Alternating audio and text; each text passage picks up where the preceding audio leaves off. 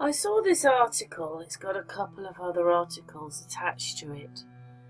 And obviously I saw the article and there is a video that goes with it, so I hope that I can talk over the top okay and it's all right. But anyway, this is a bit of information about what they're saying about the ships that they're finding in the deserts. And the point I'm making this video is not only did they find a ship with all these queens and things in the desert, it's so strange because there are other places in the world that have ships left in deserts. And they're talking about global warming today, but these seas have disappeared without our diesel cars and all the things that they're saying, you know, the fridges and all that. These ships were left there. I mean, this ship says it disappeared in the 1500s. So we're not, you know, that's sort of 500 years ago. When I saw that, I thought, well, that just looks like a more modern ship, doesn't it? But it's more about, so basically this ship was found.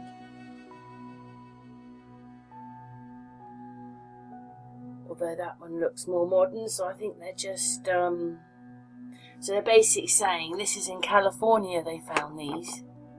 I think in the 1950s. And of course there's loads of ships which are just in deserts.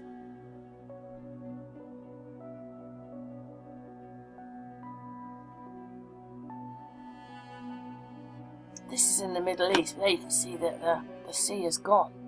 So why are they talking about global warming now if all this has happened hundreds of years ago?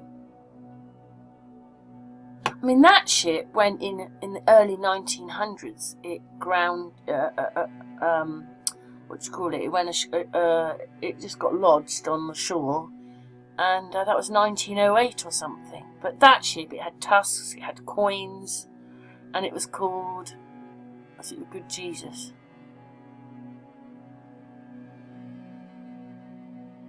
It did have some human bones there as well. But obviously on this person's video, they're talking about other places. So where's the global warming? It's obviously something this place does. Or they were far more advanced then and they caused it. Or they took the water. Because that's sometimes where the deserts, the water disappears. Is the water's been, you know, like it's been taken to other places. And so it doesn't get there anymore. And that's why it dries up. But this person's saying also that maybe it's a bit like the realities are all going on at once, and occasionally you get those anomalies and these ships turn up when no one saw them and then suddenly people do. Talks about aliens and everything. Well, I don't believe in all that. But the Middle East, I did that. I can't remember what it's called now. Obviously in the video he says, but that ship. There's loads of ships there, and there used to be an inland sea there, and there isn't anymore. But, you know, in many places in America, they're finding these ships in the deserts. I mean, this said that one was found, a Spanish galleon in California.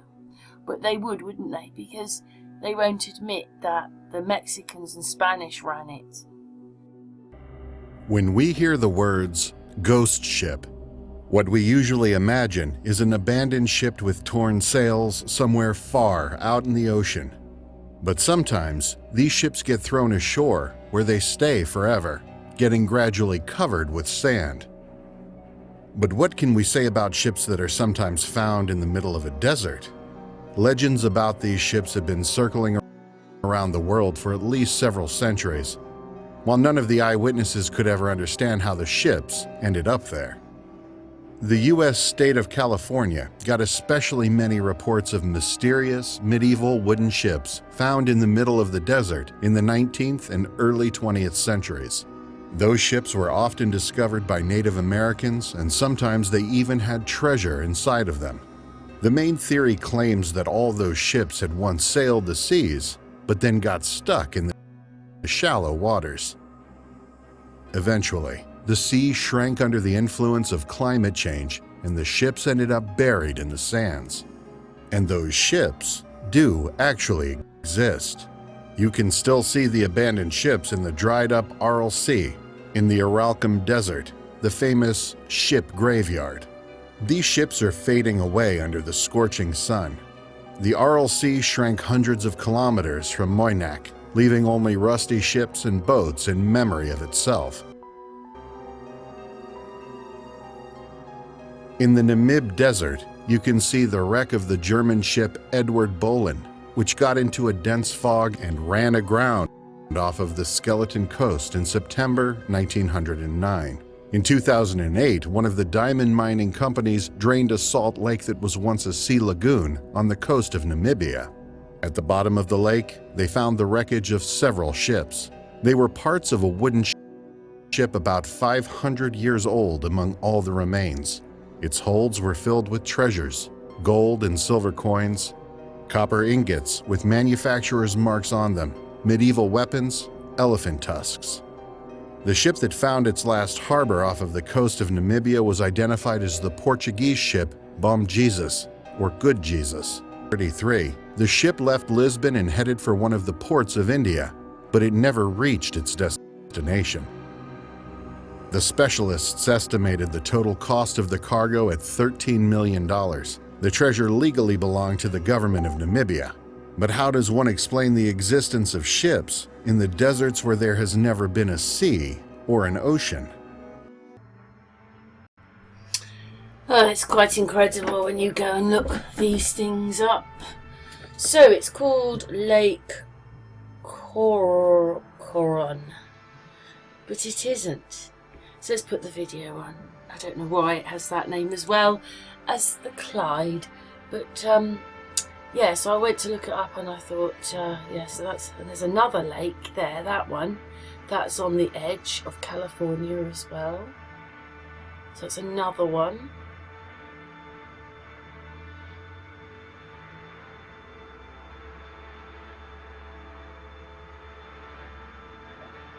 But there you see, it's also known as Lake Clyde. You might hear Cam in the background there. I think that's Cam meowing downstairs. Cam! Anyway, we're putting that in because that's the one we wanted, because that's the one I remember it as this lake has disappeared. And it's quite interesting, really, when we look at some of the pictures. So there you go. It's also known as Lake Clyde.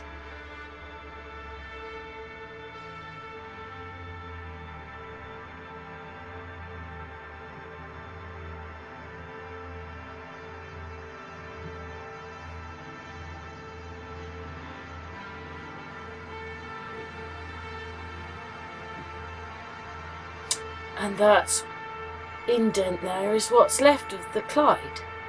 There you go, Lake Clyde. But it does say in here why the Americans got rid of the 9th biggest lake. There's lots of different reasons, but there's another one in here. So, why the US erased its 9th largest lake. And again, why US removed its 9th largest lake. So it's not global warming, is it? It's them. And we get penalised and blamed for what they do by diverting the water. Obviously, they take the water out, they can build more houses there, can't they? And etc, etc. But, see, these are why the lakes disappear and the ships are there, and this is why they keep finding ships. Well, little Minnie has jumped on the table now, and it's right in front of me, aren't you, as I'm making this video. I just wanted to show this. It's linked to that bit of video that you've just watched, but obviously Everest is up here. This is very high, but to me there was 2 seas up here. See, and they're deserts, but it's so cold here that hardly anybody lives there. The whole thing, it's a desert, but it's cold. But these used to be two seas. And it just, to me, you know, when I was looking this up, it looks like, oh, sorry, it's all not working right, and I can't move much because Minnie, oh, she's got off now. Yes, if we look here, see, to me, what this looks like is that this exploded and the water came all down here. And the same thing maybe here, look, water, whoosh, and obviously gone down over here. This was another desert, I think. Yeah, but there's definitely was two seas up here. And to me, you see, it just looks like the water has come out and the water has come out. So this happened before global warming. We don't quite know how long ago. It's so strange that, look, it looks like an animal. Look, there's its bum. And it looks like it's like an elephant or something. Look, there's its eye. And there's its, see that? I've never seen that before. I mean, its legs are a bit strange down there. But just there, it just looks like a great big elephant just here. Going across here. Wow, I've never seen that before. But anyway, you get my drift. So this wasn't global warming, was it?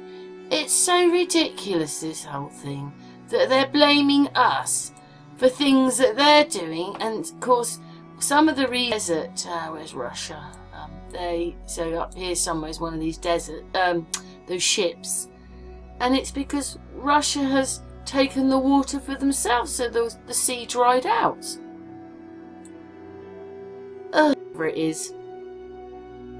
And obviously, I talked the other day about Israel, and which is wherever it is.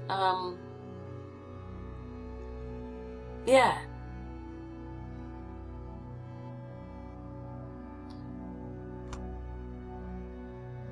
So he talks about 500 years. He talks about no seas and deserts and ships found in deserts. But there was a lot more water in California. You know, that was all a big lake there. So it separate, you know, it looked like part of California was separate to the rest of the land. That's mostly gone now. And it had a Scottish name, the lake. And then you've got Bombay Beach. Bombay, yeah, that resort there, that was a resort. And now it's so salty and they're saying it's chemical disaster, but it's not. It's because it's a salty sea and so forth. Oh, that's right, that's where the Israel, the Black Sea, is that one? It's the salty sea. What's the Dead Sea? That's it, the Dead Sea. Get it right, Karen. That is also receding. Yeah, because but it'll never completely dry up because it's got salt in it. But it'll, you know, it'll get smaller and smaller. So this guy says a lot of stuff. It's on this article. But you know, obviously these things keep happening. It's nothing to do with global warming. It's either them diverting water or it's a natural thing that happens. Oh, but it's got to be us. We're doing it. Yeah, just so they can tax us. Anyway, thanks for watching. What's your thoughts? And we'll play the rest of the video.